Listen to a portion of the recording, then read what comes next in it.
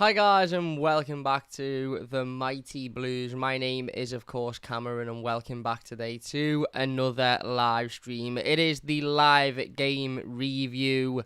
Everton 1, Bournemouth 0 at Goodison Park on a Sunday. Everton survive and remain in the Premier League for another season. The task was simple on Sunday. All as we had to do was win our game, and it didn't matter what score Leicester got on. It didn't matter what score Leeds got on. As long as Everton won this game, that was all that mattered. That was the task. That was the plan. That was the objective.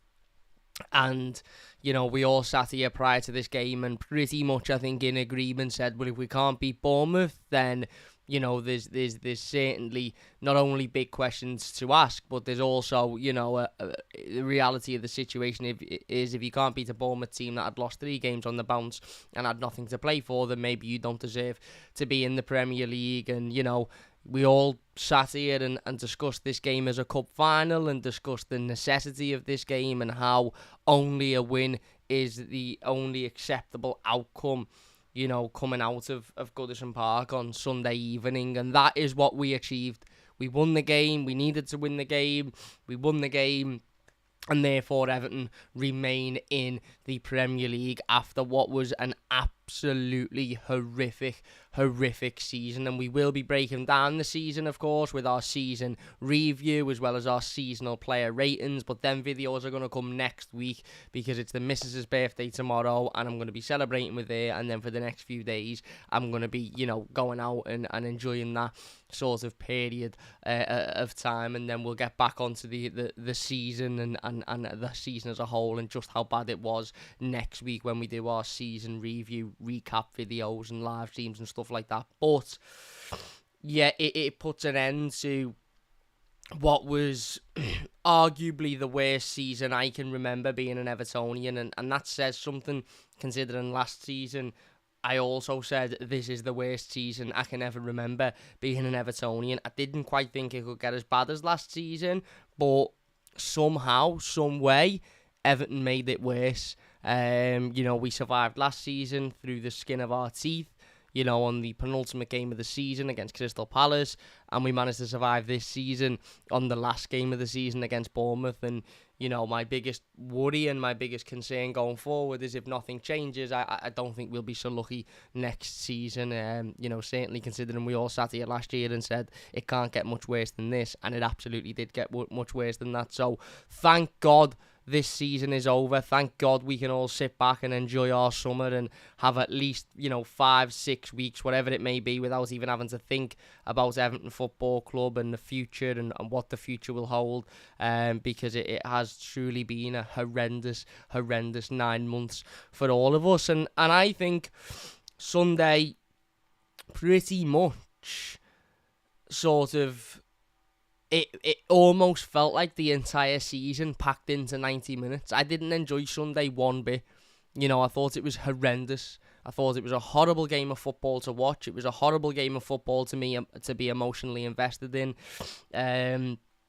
The performance was difficult, don't get me wrong. I thought Everton were very good in terms of the battle and the fight and the intensity and the desire, but let's be honest, there wasn't a ridiculous amount of quality on show. It wasn't like we absolutely blew Bournemouth away. I think we were much the better side, and I think we very much deserved the win, but it wasn't like we had, you know, 15 clear-cut opportunities and absolutely bladdered them. It was a really difficult game of football, and one that Everton, you know, only managed to win thanks to a pretty ambitious and top-class quality strike by Abdoulaye Doucouré.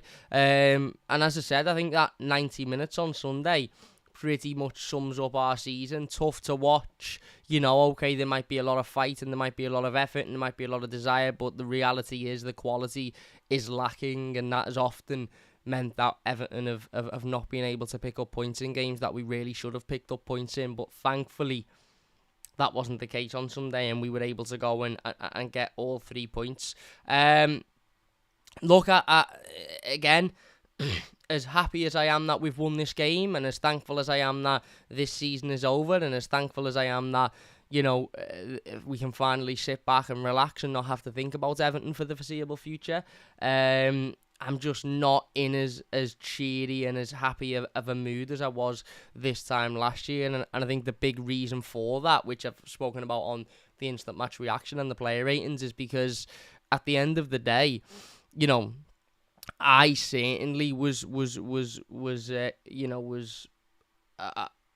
not a fault. At fault's probably not the word, but I was certainly culpable for this, and I think a lot of Evertonians were also culpable of sort of looking at last season as an anomaly a little bit when it happened. What an awful season that was. Everything that could go wrong went wrong. We had Rafa Benitez come in, who was an absolute disaster. We lost Dominic Calvert-Lewin for the entirety of the season. We lost James Rodriguez. We lost Gylfi Sigurdsson, Luca Dean, etc., etc. And I think I certainly, and many other Evertonians, after that game against Crystal Palace, almost felt like, right, well, it can't get that bad again, surely.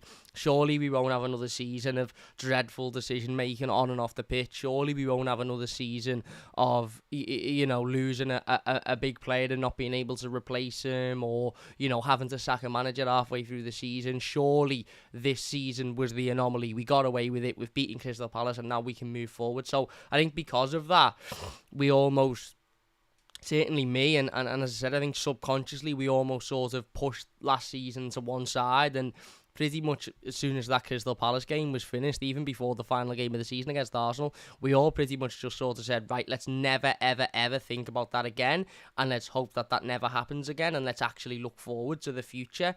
And in doing that, and trying to have a positive outlook on things, and in trying to sort of acknowledge that season as an anomaly, we missed what was the biggest problem at this football club. Now, don't get me wrong, there was discussions about the board at the end of last season, and I remember sitting down myself and talking about the need for change, but it was nowhere near as necessary, and it was nowhere near as pushed as what it is now. And the reason for that is because the club allowed last season to be pushed under the rug. The club allowed last season to be viewed as an anomaly, as a one-off, as one that won't happen again. And I think because we were all just so relieved and so happy that we didn't go down, we almost looked at it and went, well, you know what, let's just forget about that now and let's look forward to the future positively. And in doing that, it allowed the absolute clowns at the top of this football club to remain in charge. It allowed the owner to continue to make dreadful decision after dreadful decision after dreadful decision. And it allowed, as I said, this ever-growing problem and disease at the football club to continue to build. And, it was never going to get any better. Why we thought it was going to get any better, I don't know. Maybe we didn't. Maybe we were just, as I said, all sort of, done with the idea of Everton being in a relegation battle, and we all wanted to put it to one side and believe that we'd have a better season this season. But the reality was, and always was, without major change at the top of the football club, we were always going to be in this position this season. And not only were we always going to be in this position this season, it could have gotten worse, and it did get worse. Now, if you'd have said to me last season, Cam, next season is going to be even worse than this one. And there's no doubting that this season has been worse than last season, by the way. I know some people might disagree or whatever. There's absolutely no doubting it in my mind. This season is so much worse than last season for a number of reasons.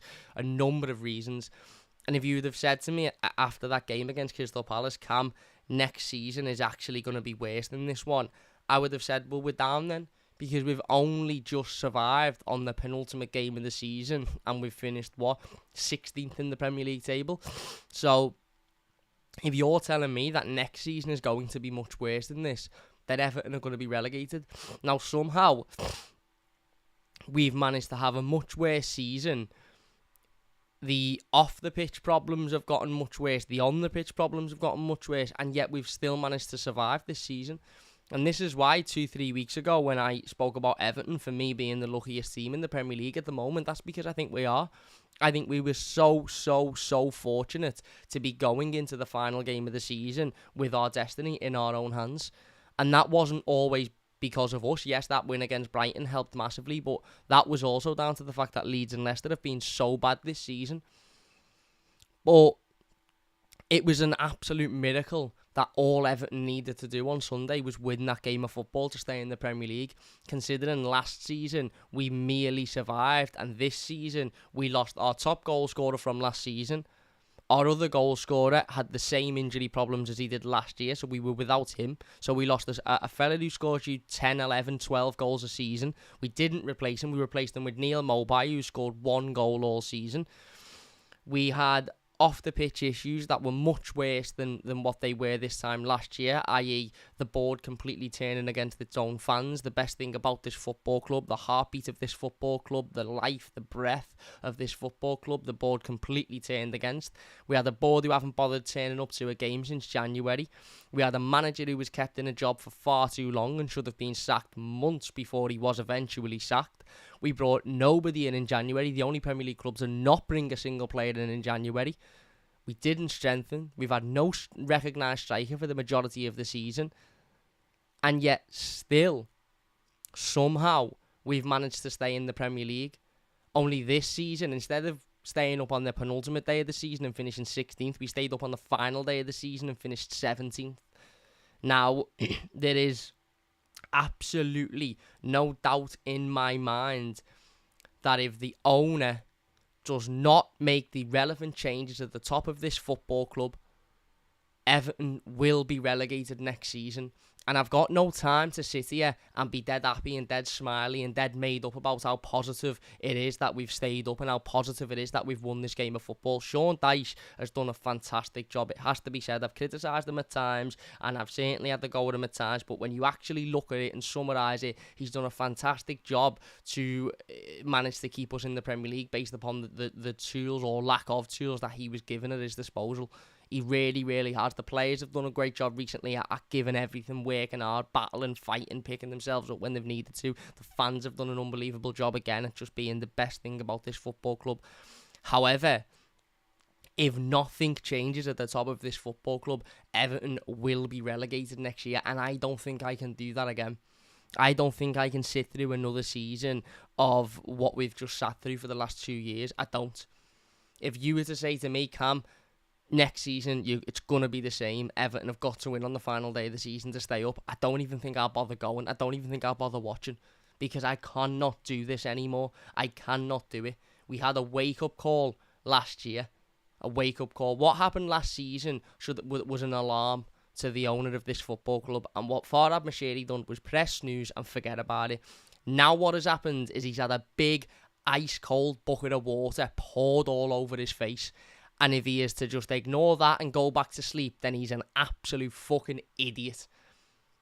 Now, don't get me wrong, the jury's out there as to whether or not he's an idiot anyway, but he simply cannot afford to ignore this now. He's had that massive bucket of ice-cold water all over his face, and he's got to wake up and go, shit, I need to change something here. Otherwise, we will not be as lucky next season. We all know the changes that need to be made. The chairman has got to go. The CEO has got to go. The rest of the board has got to be completely ripped to pieces. Invested in, new people being brought into it. And the owner simply needs to understand that he has to put the right people in charge to make the right footballing decisions because he is incapable of making those footballing decisions. And if he fails to make them changes, and if he fails to recognise the issues at this football club, then, as I said, his company, his business will once again fail. Next season. I said it on the Instant Match Reaction and I'll say it again. I'm not sitting here screaming and shouting and bussing. I didn't run on the pitch on Sunday and I'm not going to sit here and particularly slate people that did. Do I agree with it? No, because I think we're now going to get it with another massive fine that the club are probably going to struggle to pay for given we're already in financial, ruin. But I can't sit here and tell people how to celebrate and how not to celebrate because, there was a lot of relief. There was a lot of, as I said, a release of thankfulness and gratitude that we'd managed to get out of this situation and listen, that those sorts of situations do spark pitch invasions. We've seen it all over the country. It's not just Everton that do it. But I didn't go on the pitch in the same way as I didn't go out and have a bevy after the game or I didn't go out and celebrate, and I'm not having a go at anybody that did, But as I said on the instant match reaction, I'll go out and have a bevy when Bill Kenwright announces he's leaving Everton Football Club. I'll go out and have a bevy when Denise Barrett-Baxendale announces she's leaving Everton Football Club. And for those people that think this is negative or pessimistic or bloody hell, Cam, just put a smile on your face. You've managed to stay up when you didn't think you would. Just be happy for once. Stop being so negative. I'm not being negative. I'm being understanding that this result and performance and status of Everton staying in the Premier League means nothing if the relevant changes are not made now. Now, I think those changes will be made because there's talk of new investments coming into the football club, potential new ownership, and there's not a chance that that would come without massive changes at board level. So I am so thankful that Everton is still a Premier League team because I think changes would have been made this summer either way, and it's a much, much better position that we're in now, given that we're still in the Premier League, than it would have been had we have been in the Championship. So I am thankful. However, until I pick my phone up and see that notification saying Bill Kenwright and Denise Barrett-Baxendale have both left Everton Football Club, Farhad Moshiri has got new investments, and X, Y and Z are joining the board, and X, Y and Z are coming in as football operative directors who are going to make the decisions instead of Farhad Moshiri, that's when I'll be happy, because that's when I will know, okay, things might actually change for the better now at this football club. We have been given another chance. It's like when you're playing a video game, isn't it? You're playing a mission, and you're just about to fail a mission, and you get given another opportunity to go and do it again, and then you're just about to fail it again, and you get given another opportunity. The Blues says the club is still in intensive care and we've been given a lifeline, we have to take it. How many of these lifelines are we going to be given? The Premier League is unforgiving, and if you flirt around that relegation zone for long enough, you will drop into it. It's as simple as that. Look at Leeds United. Leeds United barely survived last season. They didn't make any improvements. Their ownership model failed again. The recruitment was poor, and this time they haven't been as lucky. Everton have been lucky. We have. This board have been lucky. The owner has been lucky that his club have managed to survive for the second season on the bounce despite another year of dreadful decision-making and gross mismanagement of this football club. Mismanagement that cannot continue. And yet, the feeling I felt when Abdoulaye Doucouré blasted that shot into the bottom corner was absolutely unbelievable. Absolutely unbelievable. But I never want to feel it ever again. Ever again. I never want to have to feel that feeling of how long's left in this game because we cannot concede. We need that goal to win us that game. I never want to feel. I want to feel that feeling because it's going to be a goal that's going to win Everton a trophy, or it's going to be a goal that's going to, confirm Everton are playing in Europe the following season. I don't want to feel that feeling of fuck how long's left because we need to win this game, otherwise we're going down. It was horrifying. I hated every single second of Sunday. Every second of it I hated, just like I've hated 99% of the seconds of this season. We can't let this happen again. We simply cannot let this happen again. I thought the performance was okay on Sunday. I don't think it was great, I'll be honest. I don't think it was great, but I think given the circumstance, it was what we needed.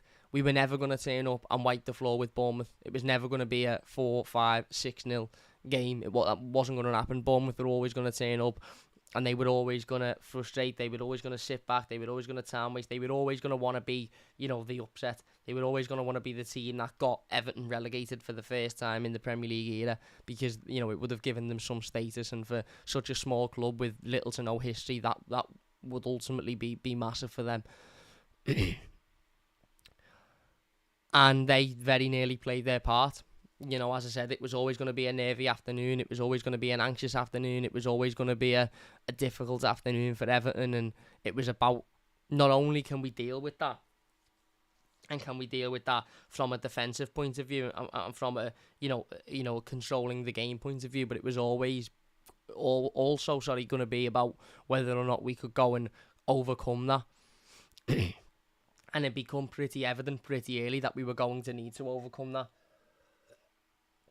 Because we obviously found out pretty early that Leeds were losing to Tottenham. But also, Leicester were winning. And we always knew that if Leicester were winning, we needed to win. D, I just want to address something. D says, sounds like you've got to step away. Cam, drop the channel and put your energy into something else. It's going to be a while until Everton will bring more joy to the paint. That's not what I'm saying. That's not what I'm saying. I'll still do the channel, of course. I'll still, be doing the channel and I'll never leave. As much as I sit here and say, I won't be there next season if we're in this position, of course I'll be there because I'm an Evertonian and I'll never stop going and I'll have my season ticket for 15 years and that will never, ever, ever stop regardless of what league we're in or what position we're in the league. It was a very sort of metaphorical assessment of the situation. I don't literally mean I can't do it again and I won't do it again. But I'm saying I don't think emotionally I can put myself through that again. It was horrendous. Absolutely horrendous. But yeah, as I said, it became quite evident early on that Leicester were winning them. And then the task was even more clear. And obviously Sean Dyche was asked about this after the game. And I thought Sean Dyche's post-game press conference was absolutely phenomenal, by the way. Absolutely phenomenal. Everything he said was spot on, from talking about that moment when Leicester went up to talking about the fans, to mentioning how that isn't a game to celebrate. He literally said in his own words, we're Everton Football Club, we shouldn't be celebrating games like that. They're horrible games. They're not very nice games of football whatsoever. And he's right in everything he said. He was right. He was absolutely spot on with every word that came out of his mouth. That is so different to where we were last season when the football club were printing out pictures of the pitch invasion after Crystal Palace and putting them up in Finch Farm as if it's some achievement, as if we've won a trophy, as if we've won the league. No. Sean Dyche won't be having that, and I'm pretty sure, I'm pretty confident in saying Sean Dyche will have either had those pictures of Finch Farm taken down or certainly requested those pictures of Finch Farm get taken down, because he said it himself, these aren't games to be celebrating. These are horrible games of football that, okay, bring some joy at the end of it because we've stayed in the Premier League, but it's not the type of joy you want to be celebrating. Certainly not for very long, because it's an acknowledgement that we haven't been good enough and we need to do better. As I said, I thought Everton managed the game very well. I thought the manager managed it very well. I thought the players managed it very well, and I thought the fans managed it very well. I'll be honest, and by that what I mean is, I said this on the Instant Match Reaction, and I'll say it again for anybody that is watching and didn't notice this, but there was a moment in the game where the Bournemouth fans, got a bit distracted, where the Bournemouth fans started singing going down, and 1-0 to the Leicester boys or something like that. And I seen a tweet before this game from a journalist who said, basically he tweeted something along the lines of, to all of the supporters of teams that could potentially get relegated today, please remember that in those moments of tough time, during a game of football when you may go 1-0 down, or your team might be struggling, or you may have become aware of another score that is putting your safety, is putting your position in jeopardy. Don't sulk, don't let your head drop. Not only get behind the players, but get louder, get behind them even more so than what you were beforehand. And that's exactly what happened. The second the Bournemouth fans started singing 1-0 to the Leicester boys and going down, and Everton were at that point in the relegation zone and were 50 minutes away from being relegated, there wasn't any nerves in the stadium. It wasn't a, oh my God, this is actually real, we are actually going to go down. It wasn't like there was a belief that was going to happen. And that would have been very easy for everybody within Goodison Park, including the players and the manager and the 40,000 Evertonians, to go, oh my God, Leicester are winning and we're not. This is the end. But we didn't. The crowd got louder. The crowd started singing Everton, and Spirit of the Blues even louder than it was before. And I didn't think it could get louder than it did before, because it was absolutely deafening anyway, but it did. The decibels rose. The moment we found out Leicester were winning, the decibels rose, and the players reacted to that. They threw themselves into every other challenge. They had opportunities. Garner has an opportunity in the first half, which is saved brilliantly. at the time you're thinking, is that one that we're going to, live to regret? It ended up not being great. Gray had one which he blasted over the bar, which looked close. Good opportunity. We had a couple of calls for penalties, which ultimately, even though they weren't given, and one of them certainly should have been given, they lifted the crowd. They lifted the crowd because the crowd then believed they should have been given, so the crowd got on the referee's back. The crowd were frustrated, and there's only one thing better than a loud Goodison Park, and that's a loud, angry Goodison Park. And I made up that Stuart Atwell was absolutely shocking on Sunday, and he was shocking. He was desperate for Everton to go down, just like the Premier League have been desperate for Everton to go down for years and years and years. And Atwell was desperate for us to go down on Sunday, but I made up, because every bad decision he made, every Bournemouth challenge that he didn't give a yellow card to, every penalty shout that he completely waved away without actually giving a look to, it lifted the crowd even more. It put him against us, and that's what we needed. We needed that. Right, well, sound, if you're against us, then we're going to have to get louder. We're going, if Bournemouth have got 12 men, then we're going to have to have 12 men, and our 12th man was the 40,000 people on the pitch. The 40,000 people in the stands. And that worked in Everton's favour. And as I said, we had a couple of half chances in that first half. We consoled the first half massively. We absolutely consoled the first half massively. Bournemouth had one or two half opportunities. They had one where Tarkowski's caught on the ball a little bit, and Yerry Mina puts in an absolutely fantastic block to deny Dominic Solanke. But other than that, they didn't really test Jordan Pickford in that first half. They didn't test him at all. Whereas we'd got forward, and as I said, Garner Gay has a chance that maybe he should keep low, but he doesn't. He goes for the top corner, and their goalkeeper makes a wonderful save. Damari Gray has a chance that's blasted over the bar. We have a couple of penalty shouts, and we went in at half time. The dominant side, the side battling. One of my biggest worries going into this game was, how are Dwight McNeil and James Garner going to do a fullback? Dwight McNeil and James Garner were absolutely boss of fullback in that first half, and that calmed my nerves, because it made me think, well, okay, that's one less problem we've got to think about in the second half, than what we were thinking about at the start of the game. James Garner was so comfortable, so in control of what he was doing, so collected, calm on the ball. Dwight McNeil, the other side, defensively brilliant, battling, working hard, doing everything he's needed to do. Yerry Mina in the centre of defence, absolutely colossal. Still upsets me to think that that's his last time we'll ever see him in an Everton shirt. Still really, really, really upsets me, because he was absolutely colossal once again. Yerry Mina, an unbelievable performance. And going forward, although we weren't creating an awful lot, although we weren't particularly offering much in terms of, chances created or shots at the Bournemouth goalkeeper didn't have a lot to do. He made that really good save by Garner, but other than that, he didn't have a lot to do. We still looked promising. And we went in at half time, and I remember sitting back thinking, are we going to regret that that Garner opportunity? Is that one that's ultimately going to come back and bite us on the arse? Because not only are we not winning this game of football that we'd all, approached knowing we've needed to win, but also Leicester are winning their game. And by proxy, that meant that at half-time, with 45 minutes of football left to play in the Premier League season, Everton were relegated. But there was never time for nerves. There was never time for anxiety. There was never time for stress. There was never time for any of that. From the fans, from the manager, from the players, from anybody within Goodison Park, there was never time for that.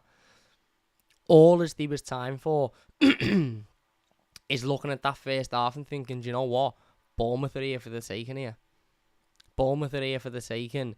And doesn't matter whether Leicester win 4-5, 6-1, 6-0. Doesn't matter what score that game is. If we win 1-0, we stay up. And we come out in the second half, and again, the noise when the players come out the tunnel was absolutely formidable. Absolutely formidable. It was quite evident that everyone in that stadium was behind the players for that second half. Regardless of what was going on elsewhere, everybody in that stadium was behind the players. We come out, We again attack.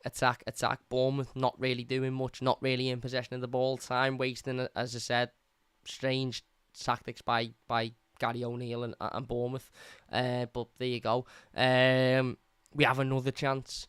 Ball comes in. Connor Cody's pushed 2 hands in the back. Blatant penalty, not given. Damari Gray heads it. Keeper makes a good save. Should have been a goal. And again, usually in them moments, I'd be sitting there in my seat going, oh my God, that's the chance.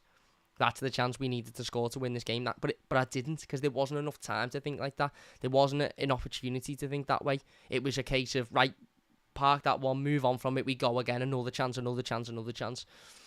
And again, the fact we should have had another blatant penalty lifted the crowd further, because it became even more evident that the referee was not on our side. And then we get the goal. Ball comes in, it's headed out by Onana, and Zakore hits it sweeter than he could have ever wished for, and it rifles into the bottom corner, right by me. I could see it with both eyes, and the second that net rustled, after I'd flew about 4 rows in front of me and jumped up and down and hugged everybody next to me and celebrated and screamed and shouted, the first thing I did was look at that clock. And when it read 55 minutes or 58 minutes, whatever it was, I thought, right, this is going to be the hardest half an hour of my life. But we persisted. We went again. We carried on. We didn't stop. We didn't dwell. We didn't sort of drop our heads and think, right, let's just defend. Now, obviously, naturally, we dropped back a little bit and we were a little bit deeper. Of course we were, but we were still trying to get them on the counter-attack. We were still trying to hit them on the break. We were still trying to create chances, and we had a few opportunities on the counter to get at them. And obviously, ultimately nothing came of them, and that's fine. But we still looked positive, and that kept the crowd lifted. Because what that did was make the crowd realise that it wasn't just going to be a case of sitting back for the rest of the game now and hoping we could see it out. And it made those Bournemouth players think, actually, do you know what? We can't commit too much here because we'll be hit on the break. As we did against Brighton. Every goal we scored against Brighton was on the break. And we beat them 5-1. So, it was still a very, very, very positive second half. And again, in a moment where we could have just gone, right, we've got that goal now, everybody sit back, and it would have created a nervous atmosphere. It would have created an incredibly nervous last half an hour. We didn't.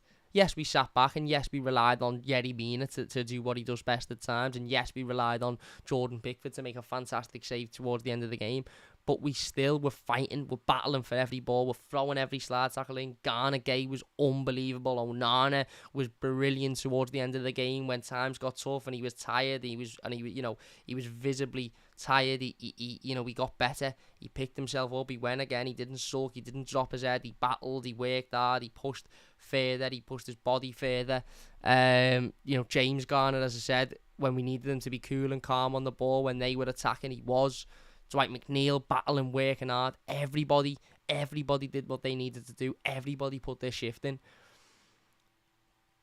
As I said, Jordan Pickford, not a lot to do. Not a lot to do in the game whatsoever. But the one save he had to make, which ultimately you could say has kept Everton in the Premier League, he did make a fantastic save from the shot from outside of the box. And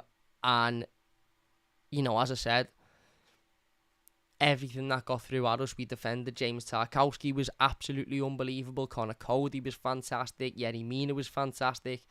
They were all unbelievable in those final 20 minutes of the game and the 10 minutes that was added on. Again, clear that the referee was dying for us to be relegated, which doesn't surprise me because Stuart Atwell's an absolute clown. We saw the game out, and as I said, it was a horrible 90 minutes of football. Horrible 90 minutes of football. I hated it. I hated every single second of it. It wasn't an easy win. We did stay up by the skin of our teeth. And I'm very, very, very thankful that we managed to stay up by the skin of our teeth, because the fact that we were even in the position to do that in the first place is nothing short of a miracle, let alone manage to actually achieve it. But this can't happen again. This simply cannot happen again. We're Everton fucking Football Club. We should be challenging for titles. We should be playing in Europe. We should be safe by Christmas. Shouldn't even be having thoughts of relegation and you know, last game of the season needing to win. We should need to win the last game of the season to, you know, guarantee us a place in Europe. Not need to win it to guarantee us a place in the league. It's not good enough. And as I said, for as nice as that feeling was when that final whistle went, and for as nice as that feeling was when Abdoulaye Doucouré rocketed that ball in the back of the net, I never want to feel it ever again. Ever again. Because we can't do this again. We simply can't. Anyway, we're going to leave it there. If you have enjoyed this one, please do leave a like. We will be back, as I said, probably in the next week with the season player ratings and the season review as well. So don't forget to look out for them ones. Massive thank you to everybody for watching. I really appreciate it. Big thanks to everybody for watching all season as well and interacting with all of the videos across the course of the last 9 months. It's been absolutely horrific and horrendous and, you know, shockingly tough season, but one that, you know, thankfully Everton have managed to survive in, and as I said before, we are going nowhere. The content will still be continuing throughout the summer, next week, the week after that, all the way up until the next season begins, and then we do it all over again. So big thank you all for watching. If you have enjoyed this one, please do leave a like. Don't forget to subscribe if you are new as well. Up the fucking toffees. Thank the Lord that we're still a Premier League team, and we'll see you later.